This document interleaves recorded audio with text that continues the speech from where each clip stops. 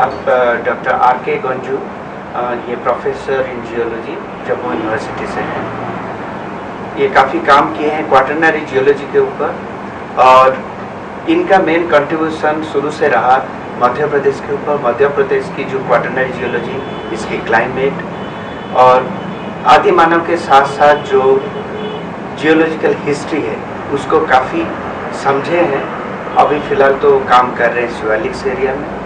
और उन्हीं से हम लोग जानना चाहेंगे कि ये जो मध्य प्रदेश है जो बहुत ही रिच है हमारे पाषाण युग की आदि मानव की जो रिमेन्स है, उसके साथ साथ जो जियोलॉजिकल हिस्ट्री क्या एविडेंसेस हम लोग को देता है, उस टाइम के क्या क्लाइमेट था, इसके बारे में हमसे जानना चाहिए। जैसे आप सभी जानते हैं जो हमारे 10 आर्कियोलॉजिकल रिमेन्स पे काफ़ी रिच है, और उसमें से जो हमारे प्रस्तर युग के आदि मानव के बारे हैं वो काफ़ी हमारे ह्यूमन हिस्ट्री की बड़ी पोर्शन ऑक्यूपाई करती है। और उसमें से मध्य प्रदेश बहुत रिच है, क्योंकि यहाँ पे हम लोग जो पिछले 100 ईयर से ज़्यादा जो रिसर्च हम लोग किए हैं उसमें से ये दिखा गया है कि काफ़ी archaeological remains, particularly pre historic cultural remains जो है हम लोग मध्य प्रदेश की हर कोने कोने से मिली है। ये हम लोग उसी समय ये भी जानना चाहेंगे कि ये जो हम लोग का आर्कियोलॉजिकल रिमेन्स मिल रही है ये किस कॉन्टेक्स्ट से आ रहा है और इसके एज क्या होगा,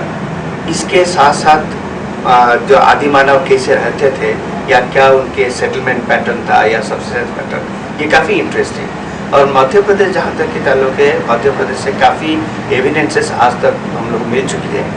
और आप बता सकते हैं ये हम लोग को जो प्री हिस्टोरिक रिमेन्स मिली है मध्य प्रदेश में, और इसके जो इंडियन कॉन्टेक्स्ट में जो हम लोग सेडिमेंट्स के साथ ये मिलती है किसी एक क्वाटरनरी स्ट्रैटिग्राफी के साथ, हम लोग देखते हैं वहाँ शिवालिक एरिया में काफ़ी अच्छे डिपॉजिट्स है। उसके बाद वेस्टर्न महाराष्ट्र में, और बाकी एरिया का से जब हम लोग मध्य प्रदेश की रिमेन्स को कंपेयर करते हैं in relation to the geological history, तो आपको क्या लगता है या कैसे इम्पोर्टेंट? पुरातत्व की दृष्टि से मध्य प्रदेश काफ़ी रिच है, मगर अगर हम जियोलॉजिकल पॉइंट ऑफ व्यू से देखें तो इसमें हमें क्लाइमेटिक चेंजेस के बारे में भी काफ़ी कुछ चीज़ें मिलती हैं जो मानव के साथ साथ चली हैं, और मानव ने या आदि मानव ने उस क्लाइमेटिक चेंज के साथ साथ अपने आप को जो ढाला है उसके प्रमाण भी मध्य प्रदेश के खंड में काफ़ी अच्छे मिलते हैं। नर्मदा एक ऐसा इलाका है जहाँ पर हमें जो पाषाण युग का मानव है उसके अवशेष भी मिले हैं, इसलिए उस लिहाज से भी मध्य प्रदेश की एक काफ़ी अच्छी इम्पोर्टेंस बन जाती है। इसके अलावा शिवालिक्स में जो हमें मिले हैं अवशेष वो बहुत पुराने हैं, वो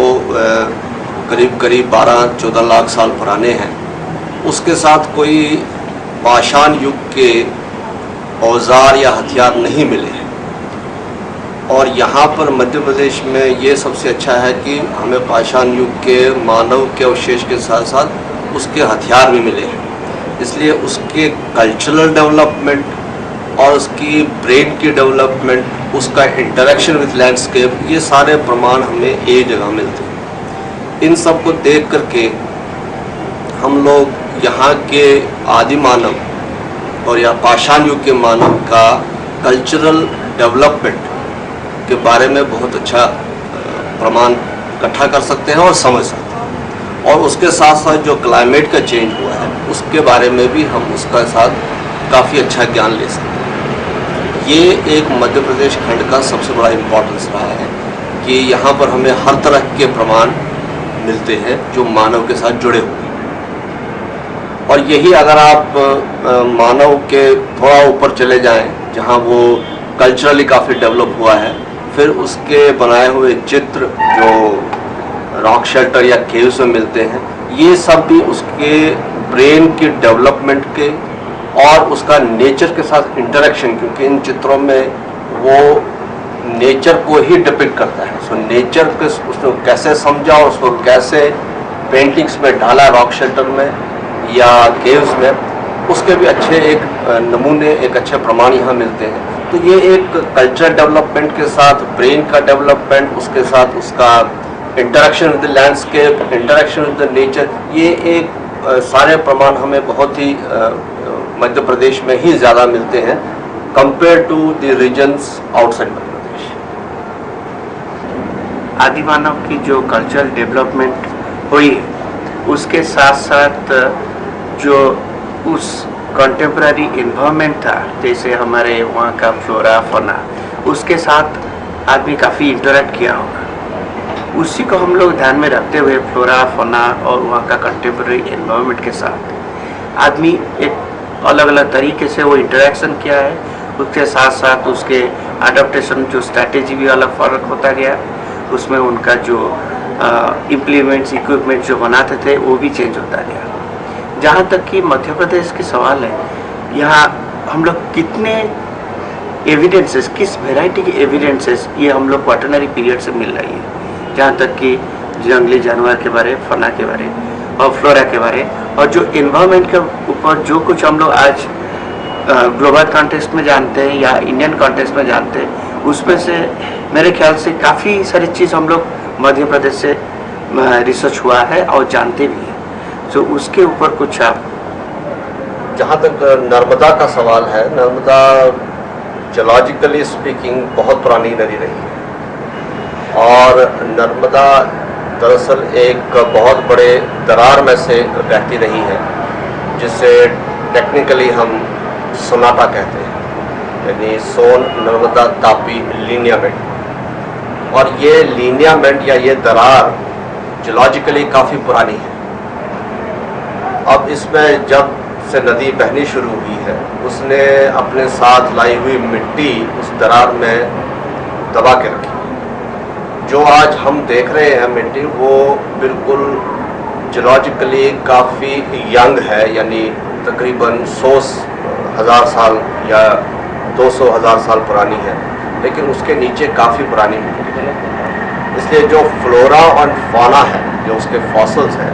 वो हमें सिर्फ बहुत लेट पीरियड के वहाँ मिलते हैं। उससे पहले के जो फ्लोरा फौना है वो शायद हमें नहीं मिल रहे। इसलिए नहीं कि वो नहीं थे यहाँ पर, बल्कि इसलिए कि वो शायद मिट्टी के नीचे, काफ़ी नीचे गहराई में दबे हुए हैं और हम उनको नहीं ढूंढ पा रहे हैं। इसलिए हमें जो फ्लोरा और फौना है वो सिर्फ 100,000 साल या 150,000 साल पुराने ही मिल पा रहे हैं। उस फ्लोरा फौना में और आज के फ्लोरा फौना में काफ़ी कुछ अंतर आ चुका है। बहुत से ऐसे जानवर हैं जो शायद उस समय यहाँ मौजूद थे और आज नहीं है। जैसे गेंडा रहा होगा, वो आज से 100,000 साल पहले या 150,000 साल पहले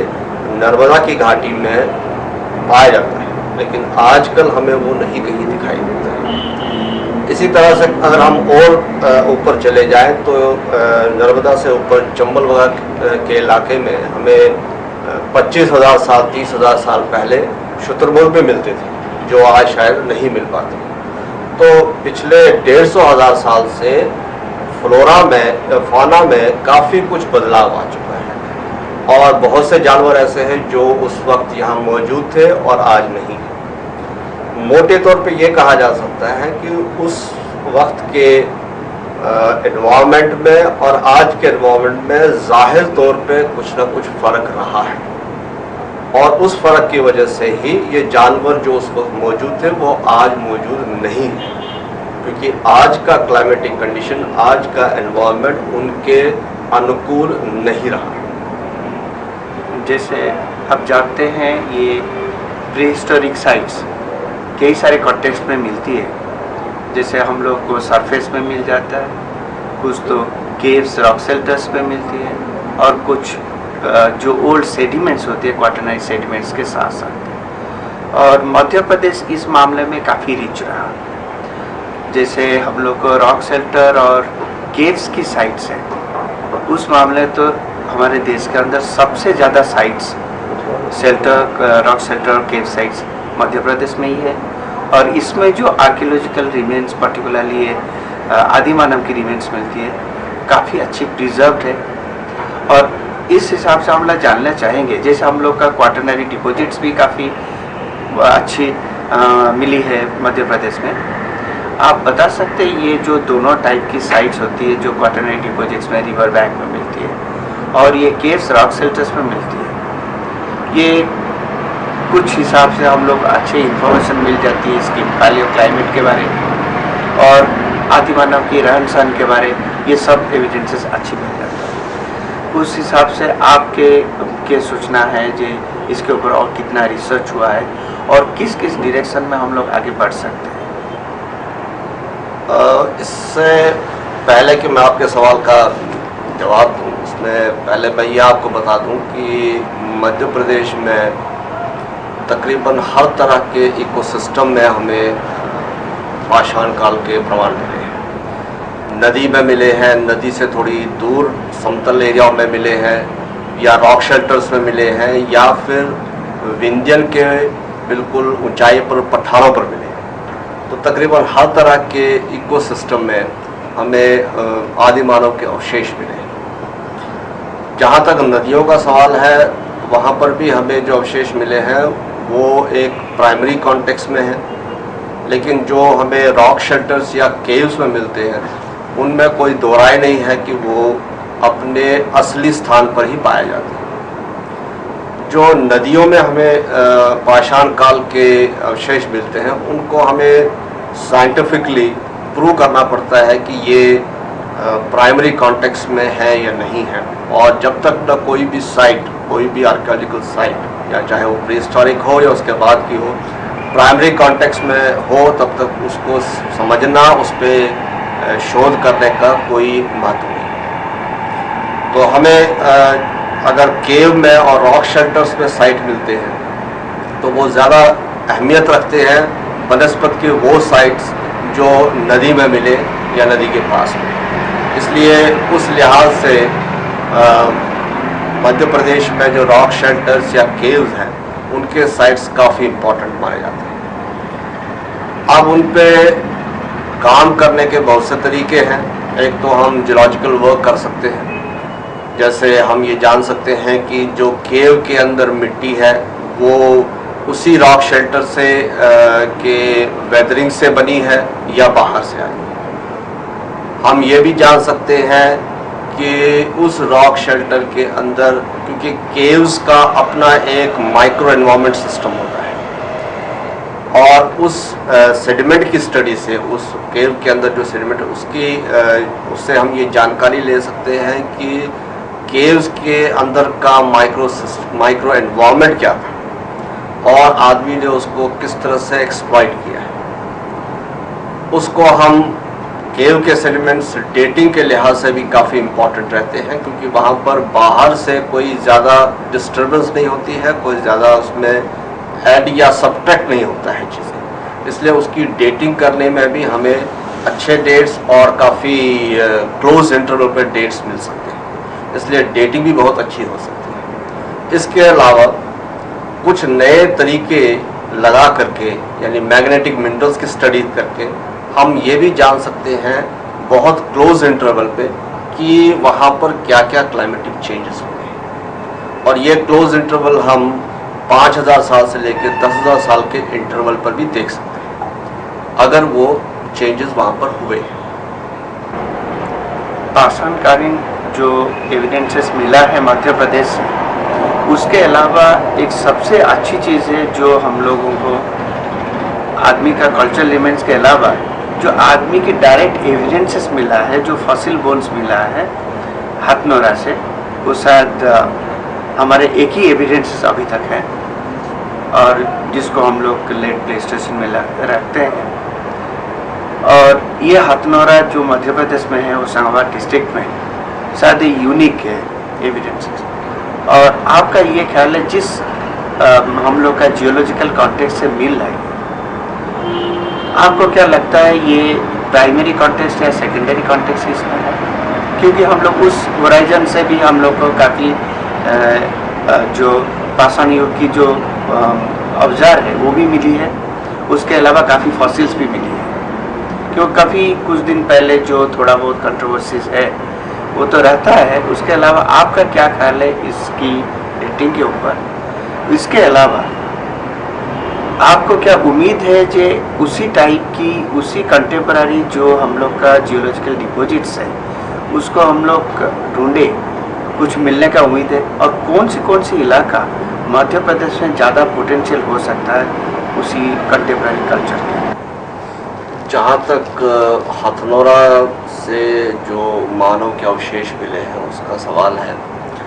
तो हिंदुस्तान में या भारत में ये पहला एक प्रमाण है जहाँ पर हमें पाषाण युग के मानव का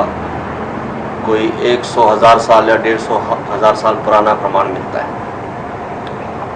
और अभी तक ऐसे प्रमाण और कहीं भारत से नहीं मिले हैं, लेकिन इसमें कोई शक नहीं है कि अगर कुछ और खोज की जाए तो इस तरह के प्रमाण हमें और भी कहीं से, मध्य प्रदेश से या मध्य प्रदेश से बाहर मिलने चाहिए। जहाँ तक मानव के अवशेषों के प्रिजर्वेशन की बात है,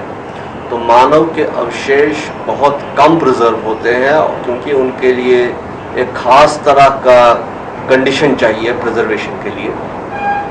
और अगर वो मानव अवशेष जो हमें मिले हैं हथनोरा में, वो वहाँ अगर हमें सेडिमेंट्स में जो मिलते हैं उसका साफ प्रमाण है कि वो तकरीबन उसी इलाके में रहे होंगे और उसी इलाके में प्रिजर्व हुए होंगे। अगर वो सेकेंडरी कॉन्टेक्स्ट में आते हैं, यानी एक जगह वो इकट्ठे होकर बाद में फिर पानी के द्वारा बहा करके कहीं और ले जाए जाते हैं, तो उनमें टूट फूट और बर्बाद होने के काफ़ी अच्छे चांसेस होते हैं। क्योंकि वो इतना बर्बाद नहीं हुआ है, काफ़ी अच्छी तरह प्रिजर्व्ड है, इसी से ये प्रमाणित होता है कि वो जो अवशेष हैं वो तकरीबन प्राइमरी कॉन्टेक्स्ट में ही रहे। और उनके साथ जो हमें औजार मिले हैं उनके द्वारा भी हम ये कह सकते हैं ये कि वो एक प्राइमरी कॉन्टेक्स्ट पे रहा है, और हो भी सकता है कि उस मानव के ही वो अवशेष हों, वो औजार हों जो उसने इस्तेमाल किए। उसके साथ कंटेम्प्ररी हमें फ्लोरा और फाना जो मिलता है वो भी एक ख़ास तरह की एनवायरनमेंट, एक ख़ास तरह के क्लाइमेट को ही इंडिकेट करता है, और वो ये भी दर्शाता है, ये भी बताता है कि मानव के लिए वो क्लाइमेटिक कंडीशन रहने के लिए, पनपने के लिए, बढ़ने के लिए काफ़ी अच्छा रहा। इसमें कोई शक नहीं है कि मध्य प्रदेश के बाहर भी हमें मानव के अवशेष मिलने चाहिए, जबकि हमें मध्य प्रदेश से बाहर उसका मटेरियल कल्चर यानी औजार, हथियार, उसके बनाए हुए बर्तन और कई तरह की चीज़ें जो पाषाण युग में मानव ने इस्तेमाल किए थे बहुत ढेर में मिलते हैं, लेकिन उसके अवशेष शायद नहीं मिलते, क्योंकि जैसा पहले मैंने कहा कि उसके प्रिजर्वेशन के लिए ख़ास तरह का कंडीशन चाहिए जो हो सकता है हर जगह नहीं अवेलेबल। मगर अगर थोड़ी सी खोज अच्छी की जाए और थोड़ी मेहनत की जाए तो शायद हमें पाषाण युग के मानव के अवशेष मिल जाएंगे मध्य प्रदेश में और भी कहीं पर, और मध्य प्रदेश से बाहर। जितने आज तक शोध कार्य हुआ है पाषाण युग के पीरियड में मध्य प्रदेश में, और जियोलॉजिकल स्टडीज़ भी जितने हुई है, साइंटिफिक एनालिसिस, उससे हम लोग थोड़ा बहुत तो मालूम है वहाँ की क्लाइमेट क्या था। जैसे हम लोग कहते हैं क्वाटरनरी पीरियड में, प्लेस्टोसिन पीरियड में पर्टिकुलरली मानसूनिंग क्लाइमेट ऑलरेडी आ चुका था। लेट प्लेस्टोसिन या टर्मिनल प्लेस्टोसिन आते आते थोड़ा सा ड्राई फेज था, ये मोटे तौर पर जानते हैं। जैसे होलोसिन आ गया मेसोलिथिक पीरियड के कंटेम्पररी, तो थोड़ा सा ह्यूमिड क्लाइमेट आ गया। इसके ऊपर आप थोड़ा सा बताएंगे कि ये क्लाइमेट कैसे कैसे क्या क्या हम लोग को पता है क्वाटरनरी क्लाइमेट के बारे, और ये मध्य प्रदेश में जितना रिसर्च हुआ। इसके अलावा जो रिसेंटली भानपुरा एरिया से हम लोग काफ़ी अच्छे एविडेंसेस मिली है आस्ट्रेलियन पीरियड की, प्रस्तर युग की, आदि मानव की जो एविडेंसेस, और सबसे अच्छी चीज़ है ये एविडेंसेस हम लोग कुछ क्वाटरनरी फॉर्मेशंस जो है जो जियोलॉजिकल फॉर्मेशन के साथ साथ मिल रहा है, जो हम लोग का अच्छे हेल्पफुल होगा इसको डेटिंग करने में, उसी टाइम के कंटेम्पररी पीरियड की जो क्लाइमेट के बारे जानने के बारे, तो उसके बारे जो कोई नई रिसर्च आप अभी कर रहे हैं भानपुरा एरिया के बारे, उसके बारे कुछ बताएंगे? जहाँ तक पैलियो क्लाइमेट का सवाल है, हमारे पास अब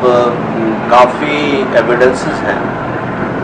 ये प्रूव करने के लिए, ये साबित करने के लिए कि हिंदुस्तान में या भारत में या भारतीय उपमहाद्वीप में करीब करीब 9 मिलियन ईयर्स बैक, यानी 90 लाख साल पहले मॉनसून का प्रारंभ हो गया था। और जैसे जैसे समय गुजरता गया, ये मॉनसून अपने असली रूप में आता गया। एक तरह का रूप जो आज हम देख रहे हैं मॉनसून का, वो उसको बनने में तकरीबन 90 लाख साल। इसलिए जो इस लंबे दौरान में क्लाइमेट में छोटे मोटे साइकिल्स होते हैं, जहाँ पर नमी कभी ज़्यादा हो जाती है, कभी कम होती है, और इस क्लाइमेट एक साइक्लिक ऑर्डर में चेंज होता रहता है। और ये चेंज हम पाषाण युग में भी देखते हैं, जब मानव इस उपमहाद्वीप में था, पनप रहा था। उसके मटेरियल कल्चर से भी हम देख सकते हैं कि वो क्लाइमेट के साथ साथ, जिस हिसाब से क्लाइमेट चेंज हुआ, उस हिसाब से फ्लोरा और फाना यानी वनस्पति और जानवर भी चेंज हुए। उस हिसाब से उसके अंदर मटेरियल कल्चर चेंज भी आया। उस हिसाब से उसने हथियारों में भी चेंज लाया, जो जिस तरह के हथियार उसको आवश्यकता थे उस तरह के हथियार बनाए। सिर्फ एक जो माइक्रो लेवल चेंजेस होते हैं क्लाइमेट में, एक छोटे साइकिल पे जो चेंजेस होते हैं, उनको डेट करना और उनका सही सही अनुमान लगाना अभी हो नहीं पाया है, या उस पर भी काम कुछ चल रहा है। शायद अगले 5-10 साल में उसके ऊपर हम कुछ ज़्यादा बता पाएंगे, लेकिन फ़िलहाल उस माइक्रो लेवल चेंज को हम नहीं आइडेंटिफाई कर पा रहे हैं। लेकिन इसमें कोई शक नहीं है कि माइक्रो लेवल चेंज क्लाइमेट में हुआ है, एक छोटे स्तर पर, एक छोटे साइकिल। और ये हम बानपुरा में बहुत अच्छा देख सकते हैं, क्योंकि बानपुरा में करीब करीब 15-20 फीट जो थिक डिपॉजिट है, उसके अंदर हमें 2-3 साइकिल्स ऐसे मिलते हैं जिसमें क्लाइमेटिक एरिडिटी और ह्यूमिडिटी हमें साफ दिखाई देती है। यानी ऐसा जलवायु दिखाई देता है जब पानी की मात्रा ज़्यादा रही हो, और एक ऐसा कंडीशन जलवायु में दिखाई देता है जब पानी की मात्रा कम रही हो। और उसी के हिसाब से हमें हर ह्यूमिड फेज के साथ या हर एरिड फेज के साथ कुछ न कुछ सेडिमेंट में चेंज दिखाई दे रहा है, और कुछ न कुछ मानव के उस वहाँ के एनवायरनमेंट के साथ इंटरेक्ट जो उसने किया, उसमें कुछ चेंज दिखाई देता है। लेकिन उसको हम अभी छोटे स्तर पर कि कितने हज़ार साल में किस तरह का चेंज हुआ वो नहीं कह पाएंगे, जब तक न उसकी प्रॉपर डेटिंग की जाए और प्रॉपरली उन सेडिमेंट्स को अच्छी तरीके से विस्तार से समझा जाए। मगर इसमें कोई शक नहीं है कि 150,000 साल या 100,000 साल के बीच में भी छोटे छोटे ऐसे साइकिल्स रहे हैं जब क्लाइमेट में कुछ ना कुछ फ्लक्चुएशंस हुए। और आप ये बताइए कि ये जो जहाँ तक हम लोग का रिसर्च पहुँचा है, आज से काफ़ी करने को भी आगे हैं, इसमें कौन सी एरिया में पर्टिकुलरली ये जियोलॉजिकल हिस्ट्री के ऊपर किस एरिया में हम लोग ज़्यादा एम्फेसिस देना चाहिए? आगे की जो हम लोग का प्रॉब्लम है, बहुत सारी चीज़ हम लोग नहीं जानते। जैसे आपने बताया जे 100,000 ईयर्स के या 150,000 ईयर्स से पहले की सेटमेंट्स काफ़ी दबा हुआ है, और हो सकता है कुछ हम लोगों को और कुछ पाषाण युग की अर्लियर एविडेंस मिल सकती है। उस दिशा में हम लोग कुछ किस तरह स्टडी किया जा सकता है? भारत में ये एक बड़ा शोध का विषय रहा है कि भारतीय उपमहाद्वीप में क्लाइमेटिक कंडीशंस कैसे रहे, और इसके ऊपर काफ़ी लोगों ने काम किया है और काफ़ी लोगों ने अपने अपने विचार प्रकट किए। इसमें कोई शक नहीं है कि भारतीय उपमहाद्वीप में जो क्लाइमेटिक कंडीशन रहे हैं उनमें हिमालय का बहुत बड़ा रोल रहा है, क्योंकि जैसे जैसे हिमालय पर्वत श्रृंखला उभरती गई और ऊंचाई की तरफ आती गई, वैसे वैसे यहाँ पर जलवायु में, क्लाइमेट में परिवर्तन हुआ और मानसून सक्रिय हुआ, मानसून बनना शुरू हुआ, मानसून क्लाइमेटिक कंडीशंस यहाँ पर आ गई। हमारी कोशिश ये रही है कि हम हिमालय से बनने से पहले और हिमालय के बनने के बाद किस तरह का क्लाइमेट में परिवर्तन हुआ वो समझें। इसलिए तकरीबन 13 मिलियन ईयर से लेकर के हम 100,000 साल तक के जितने भी सेगमेंट्स हैं उनमें हम जलवायु में क्या परिवर्तन हुआ उसके सिग्नेचर्स, उसके प्रमाण ढूंढ रहे हैं। जैसे 13 मिलियन ईयर्स पे हमें बहुत ही ड्राई क्लाइमेटिक कंडीशन भारत में या भारतीय उपमहाद्वीप में मिलता है, और उसकी वजह यह रही थी कि उस वक्त एंटार्क्टिका में या नॉर्थ और साउथ पोल में ग्लेशियर काफ़ी बड़े हो चुके थे, तो उसकी वजह से एक क्लाइमेटिक फ़र्क हमें मिलता है। हिंदुस्तान में एक ड्राई एंड कोल्ड फेज आता है। इसी तरह से जब हम 2 मिलियन ईयर पे आ जाते हैं, यानी करीब 20 लाख साल पर, तो वहाँ पर हमें मॉनसून के क्लाइमेटिक कंडीशन के बड़े एविडेंस हैं। तो 13 मिलियन से लेकर 2 मिलियन तक हम ये एक फेज ढूंढ सकते हैं कि कैसे ड्राई कोल्ड क्लाइमेट से हमको मॉनसून क्लाइमेटिक कंडीशन मिलता है। अब ज़्यादा इंटरेस्टिंग ये रहता है कि अगर हम मानव के अवशेषों के साथ साथ जो सेडिमेंट मिलते हैं उनको हम माइक्रो लेवल पे क्लाइमेटिक चेंज को समझें। ये तो एक ब्रॉडर साइकिल हम देख रहे हैं 13 मिलियन पे या 9 मिलियन पे या 2 मिलियन पे, लेकिन अगर हम इसको माइक्रो लेवल पे समझें तो उससे हम जो मानव जाति के अवशेष हैं, चाहे वो मटेरियल रिमेन्स में है चाहे वो दूसरे तरह के अवशेष हैं, उनके साथ कंपेयर करके हमको ज़्यादा अच्छा पता चलेगा कि किस क्लाइमेटिक चेंज में मानव ने किस तरह से एनवायरनमेंट के साथ या क्लाइमेट के साथ इंटरेक्ट किया। इस माइक्रो लेवल चेंज का काम काफ़ी मुश्किल है, इस लिहाज से कि इसमें डेटिंग या बाकी टेक्निक्स को अप्लाई करने के लिए, माइक्रो लेवल टेक्निक्स को अप्लाई करने के लिए काफ़ी समय लगता है और काफ़ी मल्टी डिसिप्लिनरी अप्रोच देना पड़ता है। तो इसलिए इमीडिएटली इस पर कुछ कहना मुश्किल है, लेकिन वक्त आने पर 2, 4, 5 साल में जब उस पर काम होगा तो शायद माइक्रो लेवल पे ये कहना हमारे लिए आसान होगा कि पिछले 100,000 साल में या 150,000 साल में माइक्रो लेवल पे क्लाइमेटिक चेंजेस क्या हुए हैं और उस चेंजेस के साथ आदि मानव ने किस तरह से अपने आप को ढाला, किस तरह से अपने आप को बदला। जहाँ तक दक्षिण भारतीय का सवाल है, पेनिनसुलर इंडिया का सवाल है, हमें तकरीबन जितने भी सेडिमेंट्स मिले हैं वो 150,000 साल या 200,000 साल से ज़्यादा पुराने नहीं हैं। लेकिन अगर मानव जाति का हम इस भूखंड पे देखें तो वो करीब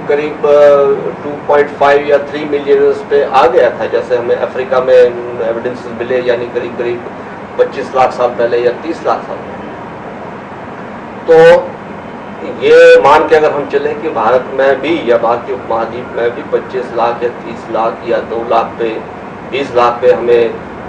मानव जाति के अवशेष मिलने चाहिए, चाहे मटेरियल फॉर्म में या दूसरे फॉर्म में, तो उसके सेडिमेंट्स कंटेम्प्रेरी जो बने होंगे वो फिर हमें उत्तर भारत में शिवालिक्स में ही मिल पाएंगे, और दक्षिण भारत में वो सेडिमेंट शायद काफ़ी नीचे दबे हों और शायद हम उनको निकाल ना पाएँ, ढूंढ ना पाएँ, समझ ना पाएँ। तो इसलिए अगर हमें मानव जाति का पूरा एवोल्यूशन समझना है तो फिर हमें पूरे भारत में, यदि उत्तर भारत से लेकर दक्षिण भारत तक हर खंड पे अलग अलग काम करके फिर एक स्टोरी कंपाइल करके कि क्या किस तरह से वो हुआ, तब हम समझ सकते। ये आज तक हम लोग ये पर्टिकुलरली पाषाण काल के ऊपर जितने रिसर्च हुई है और उसके कंटेम्प्रेरी क्लाइमेट और उसकी एनवायरनमेंट, जो जानवर थे या कोई पेड़ पौधे था, इसको सभी को ध्यान में रखते हुए आज ऐसे लगता है हम लोग तो कुछ जान चुके हैं कैसे आदि मानव रहता था, उसके रहने सहने का ढंग, खाने पीने का ढंग, और कैसे एक अर्ली पीरियड जो हम लोग आइसोलेट करते वहाँ से लेकर स्लोली वो जो चेंजेस होता गया, और ये जो चेंज आदि मानव की जो कल्चरल लिमिट्स उसमें भी चेंज हुई है, क्योंकि साथ साथ में उसकी जो क्लाइमेट की चेंज हुई है। आज हम लोग को ये जानना जरूरी है कि ये जो चेंजेस हुई है, ये चेंजेस की क्या क्या रीजंस है, क्योंकि ये चेंजेस कई टाइप की चेंजेस हम लोग देखते हैं। मध्य प्रदेश की एक कोने में जाएंगे एक टाइप की चेंज, दूसरे कोने में जाएंगे दूसरे टाइप की चेंज है। हम लोग जो ओपन एयर साइट्स होता है वहाँ चेंजेस अलग है, केव्स के अंदर चेंजेस अलग है। ये जो चेंजेस को समझना, उसकी क्या कारण हो सकती है, ये एक मल्टीडिसिप्लिनरी रिसर्च है। इसके लिए पुरातत्वविद के अलावा जियोलॉजी से उनके और बाकी कई सारे साइंटिस्ट जो पैलियोन्टोलॉजी है, आर्कियोबॉटनी, आर्कियोलॉजी, ये सब कई डिसिप्लिन के जो साइंटिस्ट आज इकट्ठा बैठना चाहिए। उनकी डिस्कशन, उनकी जो शोध कार्य होगा वही आगे चल के कुछ हम लोग आदि मानव के बारे में बहुत सारे जानकारी